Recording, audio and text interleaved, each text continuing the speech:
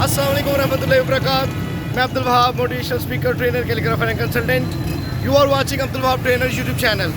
आज शहर इकबाल में आज़ादी 14 अगस्त का जो इस वक्त लम्हात हैं और 14 अगस्त की जो रौनकें हैं और आज़ादी की खुशियाँ सियालकोट के लोग किस तरह से मना रहे हैं। मेरे अकब में मॉल ऑफ सियालकोट जो कि सियालकोट की पहचान है और बहुत गहमा गहमी यहाँ पर बहुत से लोग आए हैं और ऐसे लोग यहाँ पर आज़ादी की खुशियों को किस तरह सेलिब्रेट कर रहे हैं। मैं चाहता था ये मोमेंट्स आपके साथ शेयर किए जाएं और आपको दिखाएं कि आप भी घरों से निकलें।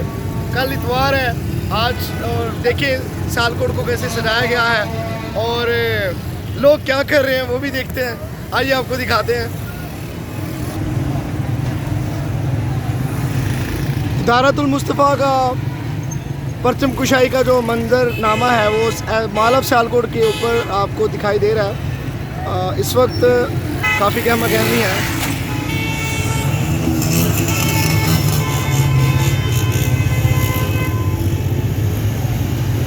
किस तरह से लोग देखें